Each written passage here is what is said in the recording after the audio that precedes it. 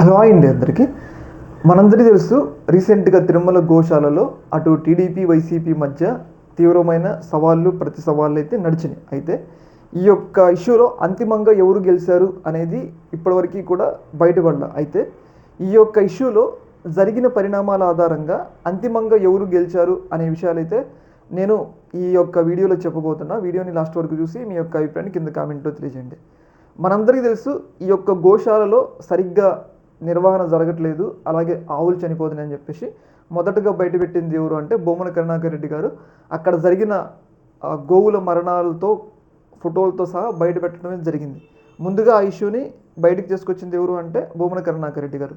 తర్వాత బొమ్మన కరుణాకర్ రెడ్డి గారు తీసుకొచ్చిన ఈ ఇష్యూ మీద తర్వాత స్పందించి టీటీడీ చైర్మన్ గారు బిఆర్ నాయుడు గారు, అలాగే టీటీడీ ఈఓ గారు శ్యామలరావు గారు ప్రెస్ మీట్ పెట్టి కొన్ని కీలకమైన విషయాలు వెల్లడించడం జరిగింది. సాధారణంగా ఆవులు చనిపోతే ఆవుల్లో కొన్ని ముసలివైనవి ఉంటాయి, అంటే వృద్ధాప్యంలో ఉన్నవి ఉంటాయి, కొన్ని చిన్న చిన్న వ్యాధులు ఉన్నవి ఉంటాయి, అవి చనిపోవడం సహజం అని చెప్పేసి టీటీడీ ఈఓ గారు టీటీడీ చైర్మన్ గారు తమ యొక్క అభిప్రాయం చెప్పి ఇది సర్వసాధారణం అన్నట్లుగా చెప్పడమే జరిగింది. అయితే తర్వాత మళ్ళీ బొమ్మన కరుణాకర్ రెడ్డి గారు ప్రెస్ మీట్ పెట్టి అక్కడ వృద్ధాప్యమైన ఆవులు చనిపోలేదు, లేగదూడలు కూడా చనిపోయినాయి, నేను ఇచ్చిన ఫోటోలలో కూడా లేగదూడలు ఉన్నాయి, దీనికేం సమాధానం చెప్తామన్నట్లుగా బొమ్మన కరుణాకర్ రెడ్డి గారు టీటీడీ ఈఓకి టీటీడీ చైర్మన్ గారికి తన యొక్క అభిప్రాయం చెప్పారు.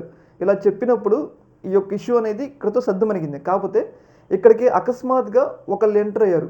వాళ్ళు ఎవరు అంటే టీడీపీ అధ్యక్షుడు శ్రీనివాసరావు, ప్రస్తుత టీడీపీ అధ్యక్షుడు పల్లా శ్రీనివాసరావు గారు ఆయన ఎంటర్ అయ్యారు. ఆయన ఎంటర్ అయ్యి ఎవరైతే బొమ్మన కరుణాకర్ రెడ్డి గారు ఉన్నారు కదా, ఆయనకి సవాల్ విసిరారు. సవాల్ విసిరి నిజంగా టీటీడీలో ఏం జరగలేదు, మీకు నిజంగా నిబద్ధత ఉంటే దమ్ముంటే టీటీడీ గోశాలకు రాండి, అక్కడ ఉన్న పరిస్థితులు మీకు వివరిస్తా అని చెప్పేసి శ్రీనివాసరావు గారు, పల్లా శ్రీనివాసరావు గారు బొమ్మన కరుణాకర్ రెడ్డి గారికి సవాల్ విసరడం జరిగింది. ఈ సవాల్ స్వీకరించిన బొమ్మన కరుణాకర్ రెడ్డి గారు అక్కడికి వెళ్తున్నారు. టీటీడీ గోశాలకు వెళ్తున్నప్పుడు పోలీసులు అడ్డుకున్నారు. అయితే ఇక్కడ ప్రభుత్వం తన యొక్క డిఫెన్సివ్ మోడ్లోకి వెళ్ళిపోయింది. అంటే ప్రభుత్వం ఇక్కడ ఎందుకో వెనకబడ్డది. ఇప్పుడు అక్కడ గోశాలలో పరిస్థితులన్నీ మంచుకుంటే, పారిశుద్ధ నిర్వహణ, గోవులు చనిపోలేకపోతే బొమ్మన కరుణాకర్ రెడ్డి గారిని అక్కడికి వెళ్ళి అక్కడున్న పరిస్థితులన్నింటినీ కూడా చూపిస్తే ప్రజలకు కూడా ఏదైతే బొమ్మన కరుణాకర్ రెడ్డి గారు చేస్తున్న ఆరోపణలు తప్పు అని చెప్పేసి తేలిపోయేది కదా. కాకపోతే ఇక్కడ ప్రభుత్వం ఏం చేసిందంటే బొమ్మన కరుణాకర్ రెడ్డి గారిని ఆపడం అనేది తప్పైంది. అర్థమైందా? ఆ గోశాల పరిస్థితులన్నిటిని కనుక ప్రజలకు చూపెట్టినట్టయితే టీటీడీ కానీ ప్రభుత్వం కానీ చాలా చక్కగా ఈ గోశాల నిర్వహిస్తుందన్న భావన ప్రజల్లోకి వెళ్ళేది.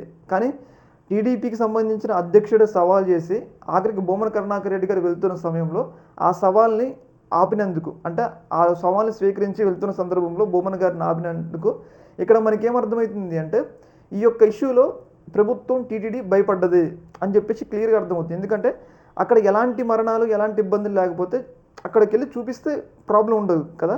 అయితే రానుభవం ఏంటి అంటే ఇక్కడ జరిగింది ఏంటి అంటే టీడీపీ అనేది డిఫెన్సివ్ మోడ్లోకి వెళ్ళిపోయింది. అర్థమైందా? డిఫెన్సివ్ మోడ్లోకి వెళ్ళిపోయింది. ఒకసారిగా బొమ్మన కరుణాకర్ రెడ్డి గారు సవాల్ స్వీకరించి గోశాలకు వెళ్తున్న సందర్భంలో పోలీసులు ఆపారు కాబట్టి గోశాలలో ఏదో ఉంది అన్న భావన ప్రజల్లోకి వెళ్ళింది. అంతిమంగా మాత్రం వైసీపీ మాత్రం దీంట్లో ఒక మైలేజ్ సంపాదించుకోవడంలో కొంచెం విజయం సాధించింది అని చెప్పేసి మనకైతే అర్థమవుతూ ఉంది.